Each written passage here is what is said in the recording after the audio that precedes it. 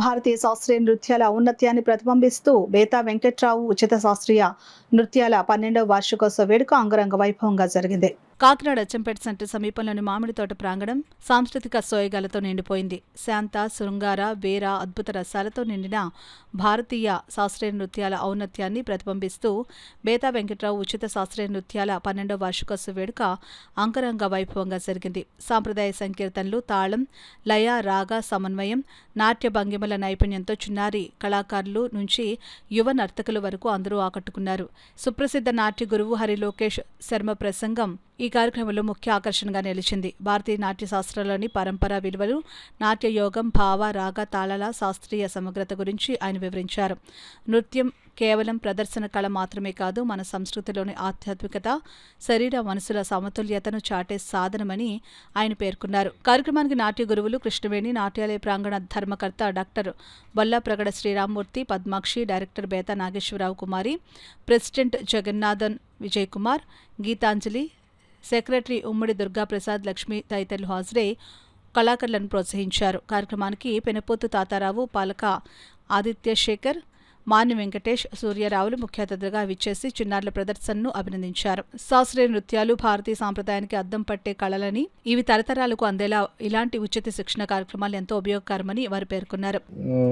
నిర్వహిస్తున్నటువంటి సేవా కార్యక్రమాలు అవి ప్రతి ఒక్కరిని స్ఫూర్తిదాయకంగా నిలబెట్టేటటువంటి కార్యక్రమాలు. అలాంటి కార్యక్రమాలు ఆయన ఎన్నుకొని దాన్ని చాలా చక్కగా నిర్వహిస్తున్నందుకు ఆయనకి ప్రత్యేక ధన్యవాదాలు, ప్రత్యేక అభినందనలు కూడా తెలియజేసుకుంటున్నాను సభాముఖంగా. మొన్నే మా అసోసియేషన్ డ్యాన్స్ టీచర్ ఒక ఆవిడ చనిపోయినప్పుడు ఆవిడకి సంబంధించి కొన్ని ఆర్థికమైన ఇబ్బందులు కూడా ఉన్నాయని తెలిసినప్పుడు మన ప్రసాద్ గారు ఆయన అంతటా ఆయనే మా సమాఖ్య గురించి కూడా ఆయనకు కొంత తెలుసు, అందులో సభ్యుల గురించి. అందులో మొన్న చనిపోయిన ఆవిడ అంతకుముందు నాగేశ్వరరావు గారు మూలంగా కాశీ చూడడం కూడా జరిగింది గత సంవత్సరం. ఆవిడ 1 వీక్ బ్యాక్ చనిపోయారు. చనిపోయినప్పుడు ప్రసాద్ గారు డైరెక్ట్గా ఫోన్ చేసి ఆవిడకి ఏమన్నా ఆర్థికమైన సహాయ సహకారాలు అందించవచ్చా అని అడిగారు. దానికి వారు కూడా యాక్సెప్ట్ చేశారు. అందుకని ప్రసాద్ గారు ఇమ్మీడియట్గా వాళ్ళ దగ్గరికి వెళ్ళి స్వయంగా ఆయనే స్వహస్తాలతో 5,000 రూపాయలు వారికి అందజేశారు. ఆవిడ కార్యక్రమాలకు, అంతిమ కార్యక్రమాలకు అవి చాలా ఉపయోగపడ్డాయి. ఇంత స్పందన వస్తుందని నేను అనుకోలేదు. తర్వాత ఆ స్పందన ఎట్లా వచ్చిందంటే, మాకు ప్రాంగణం కూడా సరిపోవట్లేదు. వచ్చిన పిల్లలకి పెండింగ్ పెట్టాము, తర్వాత చేర్చుకుంటాము, ఎవరైనా వెళ్ళిపోతే. అంత స్పందనతో అంతమంది పిల్లలు, అంతమంది తల్లిదండ్రులు బయట డబ్బులు ఇచ్చినా కూడా ఇంత బాగా నేర్పించట్లేదు ఈ డ్యాన్స్ ప్రో అని చెప్పి ఎంతమంది తల్లిదండ్రులు ఎంతెంతో దూరాల నుంచి కూడా వస్తున్నారు. నేను జగన్నాథపురం మూల ఉన్నది, ఇంతమంది వస్తారా అనుకున్నాను.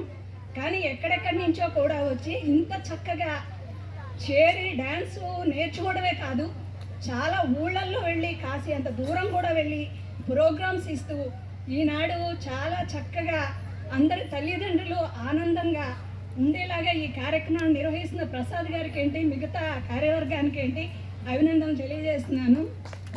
ఇంత చక్కగా చేశారు పిల్లలు. అప్పుడు నుండి అనుకున్నాను పిల్లలకి ఏదో చేయాలి, కంపల్సరీ ఏదో చెయ్యాలి అనేసి. దానికి మరి ముఖ్య కారణం మన లోకేష్ శర్మ గారు, వాళ్ళ సతీమణి గారు అంత బాగా నేర్పారు డ్యాన్స్. అక్కడ ఎమ్మెల్యేలు, ఎక్స్ఎమ్మెల్యేలు 3 వచ్చారు, కలెక్టర్ గారు వచ్చారు. అందరూ ఇంతమంది పెద్దలందరూ కూడా మన డ్యాన్స్ని చూసి చాలా మెచ్చుకున్నారు, చాలా పొగిడారు. అది నా పిల్లలందరికీ కూడా అంత బాగా చేసినందుకు మీ అందరికీ కంగ్రాచులేషన్స్. మీరు ఇంకా బాగుండాలి, ఇంకా పైకి రావాలి. అలాగే మరి ముఖ్యంగా ఈ కార్యక్రమం మన గెట్ టుగెదర్ పెట్టాం. పిల్లలు ఏంటంటే చాలా తక్కువ తీసుకోవాలి, అందరి దగ్గర మనం కలెక్ట్ చేయలేం, ఈ డబ్బులు ఎక్కువ పెడితే రారు అన్నతో 100 రూపాయలు పెట్టాం పిల్లలకి.